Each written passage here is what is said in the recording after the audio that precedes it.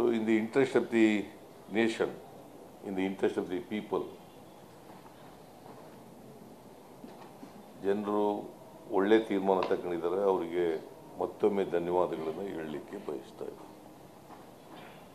Sir, ಜನರು ಮೋದಿಯನ್ನು accept ಮಾಡ್ಕೊಂಡಿಲ್ಲ ಅಂತೀರಾ? ನಿಮ್ಮ ಕಾಂಗ್ರೆಸ್ ಅನ್ನು ಒಂದು ರೀತಿ ತಿರಸ್ಕಾರ ಮಾಡಿಲ್ಲ. ಇವೊಂದು ಕಡೆ ಆಗಿದ್ರೆ ಅವ್ರನ್ನ ವಿರೋಧ ಮಾಡಬೇಕು ಅಂದ್ರೆ ಅವ್ರನ್ನ ತಿರಸ್ಕಾರ ಮಾಡಬೇಕು, ಈಗ ಅಕ್ಸೆಪ್ಟ್ ಮಾಡಬೇಕು. ಎರಡೂ ನಾವು ಗೆದ್ದೇ ಬಿಟ್ಟಿದ್ದೀವಿ ಅಂತ ಹೇಳಲಿಲ್ಲ. ಕಳೆದ ಸಾರಿಗಿಂತ ನಾವು ಹೋದ ಸಾರಿ ಎಷ್ಟು ಗೆದ್ದಿದ್ದೋ 2019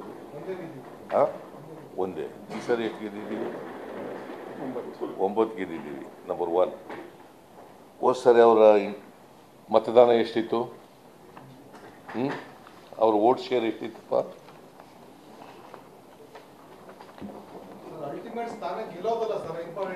ಗೆಲ್ಲೋದು ಇಂಪಾರ್ಟೆಂಟ್ ಅಲ್ಲ, vote share is also important.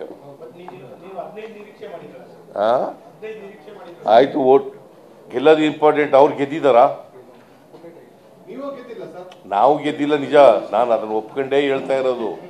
ನಾನು ಗೆದ್ದಿಲ್ಲ. ಅಧಿಕಾರದಲ್ಲಿದ್ದವ್ರು ಯಾರು? ಪ್ರಧಾನಮಂತ್ರಿ ಆಗಿದ್ದವ್ರು ಯಾರು? ಯಾರ ಹೆಸರಿನಲ್ಲಿ ಓಟ್ ಕೇಳಿದ್ರು? Modi guarantee, Modi guarantee vote ಕೊಡಿ, ಮೋದಿ ಮುಖ ನೋಡಿ ಓಟ್ ಕೊಡಿ ಅಂತ ಕೇಳಿದ್ರು. ಅದಕ್ಕೆ ಡಿಫೀಟ್ ಆಗಿದೆ ಅಂತ ಹೇಳುದು. ನಾವು ಗೆದ್ದುಬಿಟ್ಟಿದ್ದೀವಿ ಅಂತ ಹೇಳಲೇ ಇಲ್ಲ. ಯಾರು ಒಬ್ಬರೇ ತಳಪ್ಪ ಇವ್ರು ಕೇಳ್ತಾ ಇದ್ದಾರೆ.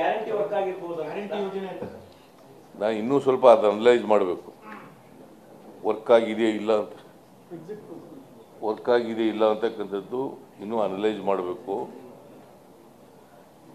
ಸ್ವಲ್ಪ ಮಟ್ಟಿಗೆ ಆಗಿದೆ. ಈಗ ಮೇಲ್ನೋಟಕ್ಕೆ ಹೇಳ್ತಾ ಇದ್ದೀನಿ, ನಾ ಇನ್ನೂ ಅನಲೈಸ್ ಮಾಡಿಲ್ಲ. ಹಳೆ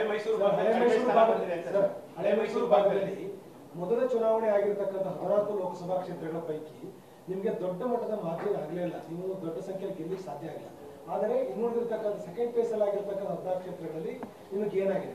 ಹಳೆ ಮೈಸೂರಲ್ಲಿ ಯಾಕೆ ನಿಮಗೆ ನಿರೀಕ್ಷಿತ ಸ್ಥಾನಗಳು ಬರಲಿಲ್ಲ? ಒಂದು